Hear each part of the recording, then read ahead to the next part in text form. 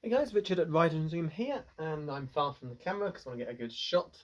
So this is the video review for Omen, the second book in the Fate of the Jedi series. This first one by Christine Golden, and I have a feeling she's done a Star Wars before, but I could be wrong. That's making me think.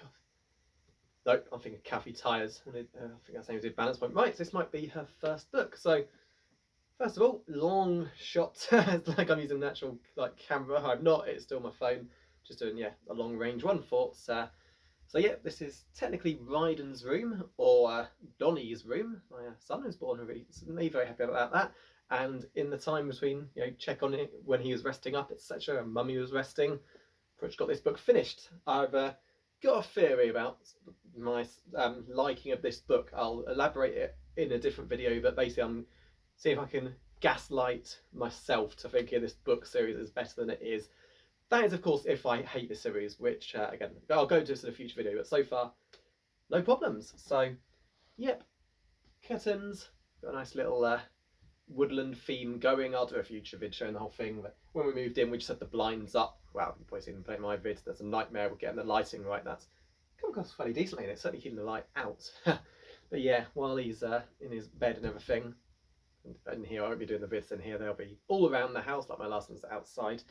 But yeah, so let's get to it then. So, Omen, Book 2, Fate of the Jedi. So, I talked recently how I've not been a big fan of Legacy of Force in the slightest, and this is unfortunately doing damage control on that series. Troy Denning is the showrunner, book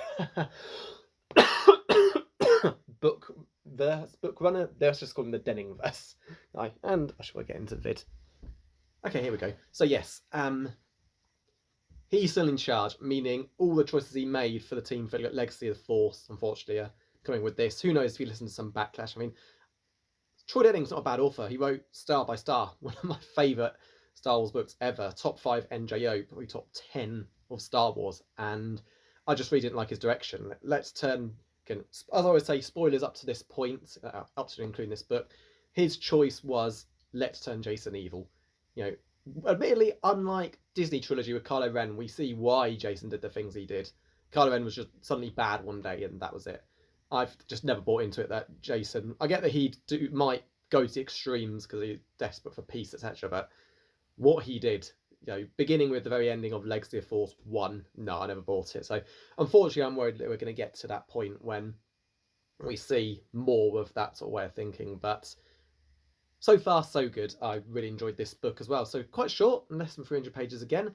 And I had to check to be sure, but I'm certain this is the character Vestara, mainly because it's very hard to tell, but on the corner of her lip there's like a little scar, which she describes in the book as making it look like she is smiling when she's not. And I'm certain that's her because of that. It makes sense. I know she's set up as a major character, along the lines of, say, Mara Jade in the Thrawn trilogy. So, yeah, she's on the cover, which is kind of cool. I missed the NGO and Bantamira covers when there's loads of stuff going on. Now it's just one character, well, since Legacy of Force, and, well, no, since Dark Nest trilogy. I missed the, loads of stuff going on. I mean, let's look at Unifying Force when you got, like, what looks like Coruscant or maybe Zanima Sekot burning. And you got all the various characters. You got the terrible design for Luke. I've never liked the design of Luke on Vector Prime and Unifying Force. And then you've got Jason, who looks a lot like Hayden Christensen. Although that book did come out a year after his first appearance in Star Wars. Maybe there's a similarity, or maybe not. Maybe it's a coincidence. Yeah, I do miss that having loads, but no, it's fine for Sarah right here. She's a good character, so you have on the book. So let's just get to it because I'm already 4 minutes in. So Luke and Ben continue their journey to find out why Jason did the things he did, and he meets another group of people that Jason met. They know how to flow walk. The virus that's affecting Jedi is spreading, and it kicks in at a worst possible time. Darla still hates the Jedi. They should hate her, but she doesn't seem to get questioned for the terrible things that she did since Jedi Academy. And yeah, they kind of do. The Jedi sort of fight back against her. They do imprison another Jedi and basically say, you've got two, the ones you put in Carbonite. We're keeping two for ourselves. Tough. And it's good to see them push back against her. And even Darla, despite all the flaws, admits she still values Leia. She respects that she was a senator, because Leia in her 60s is still this amazing politician, which has never gone away. It's good to see that still. So that's pretty much the main stuff. You got a few extra things going on. Jag proposes to Jaina, which is absolutely awesome. Don't know if they'll get married through this book series, but it might be like Luke and Mara. It was a comic that was set well after the Hand of Thorn duology. Never read that one. Union, I really should. So it's either going to happen by Apocalypse or later. I really hope by Apocalypse, because I'm not buying Crucible. I read enough and watched enough reviews, so no, that sounds terrible. Same with Mercy Kill X-Wing, but yeah, in terms of the EU timeline, it will pretty much end for me with this series.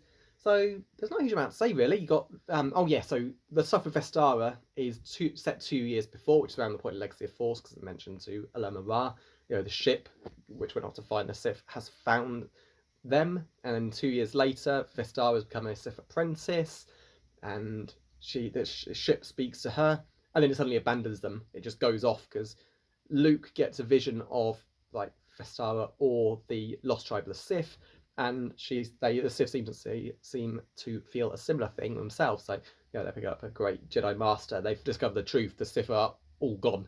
They assumed, they were Lost Tribe. They got stranded on the planet Kesh, which they conquered over time.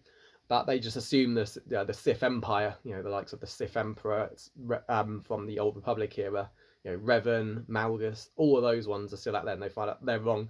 All the Sith are gone, although there is a false Sith line called the One Sith, which I don't like. I know what it leads to. Legacy comics, that's all I'll say, but they shouldn't be out there. It's a stretch having the Lost Tribe of the Sith, but it makes more sense than say Vergere is a failed Sith apprentice to Palpatine. It makes sense Sith could disappear on some planet like a Lost Tribe of like 5,000 years ago and gradually build their numbers up and be missed by Palpatine here. Even him and the Empire couldn't have combed every planet for Force users. I imagine he only went for the ones he felt were a threat to him. So I'm still not a big fan that there's this new Sith army, but I've always said read Lost Tribe of Sith book for like 5 years to up to this point. It's about 2,000 years, I think, but definitely worth a read. It kind of helps, but I don't like the idea of the one Sith. But yeah, I'm growing to them in here. But yeah, you're seeing there where things you see that the Sith do evil things, but it makes you think, is every Sith Lord, Sith Lady pure evil? And from what I can see, no. But it's the evil to be a Sith, as long as you just do the bad things at the right times. That's probably how it's working with these characters. But yeah, that's about it. So loads of good stuff. Alana, yes, Han and Leia and Alana get a hell of a lot more to do in this than they did in Book 1. The trip to Kessel, unless it leads to something important. The Dark Man from Jason's visions, perhaps, or Lost Tribe. It felt like a waste of time.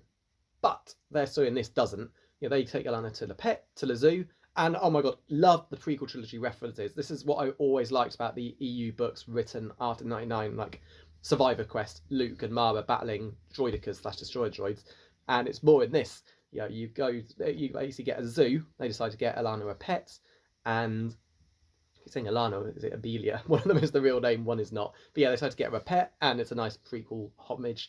Even if you've seen the original Clone Wars show, right at the beginning, and then in the final episode, Yoda's riding this goat-like creature called a Kaibuck, and that's one of them that they're looking at. But Alana wants the more aggressive animals, wants teeth, like that cow and chicken episode when cow wants to get like a rabbit or something, and chicken convinces her to buy an anaconda, Fluffy the anaconda, which then eats everyone. It's a similar thing. But the coolest thing with the prequel referencing is how we're getting even see the animals. So episode 2, the Colosseum in Geonosis, where these obviously animals are enslaved and used to like torture and kill people. You actually see their species, and quite cool as well. The one that Alana seems to want is a Nexu. That's the cat-like creature that was set after Padme, which she injured in Anakin. That is beast kill. So the fact that she wants one of the same species of what tried to kill her great-grandmother is just really cool. So I did like that. And yeah, you got the other two, the ones that went for Obi-Wan and Anakin as well. So yeah, along with just general prequel references, so cool that. And I think that's deliberate. She wants the cat-like creature that they don't know it, but was like trying to kill Padme, her great-grandmother. So that is just really cool to see. That's like, it's a nice homage to that. So it could just be a complete coincidence, or it's not. But yeah, I like that was put in there. And yes, also having that point, that's when the Jedi illness kicks in, and one of the Jedi that's with them loses it and actually deactivates. I think Jurassic Park, Dennis Nedry deactivates all the alarms, walls, setting the animals loose, and yeah, they have to like kill a few, but they generally just stun and herd a lot of them back. It's yeah, it makes you wonder this Jedi. So far, all the Jedi have been taken down aren't the most powerful ones ever.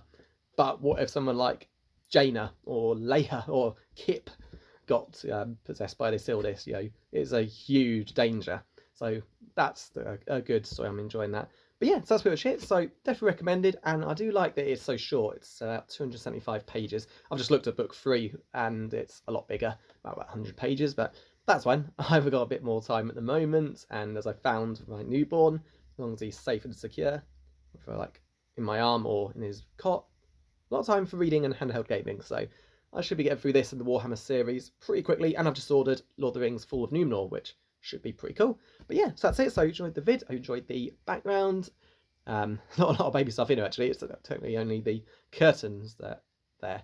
But I'll do another vid eventually. But yeah, hope you enjoyed, and I'll see you next time.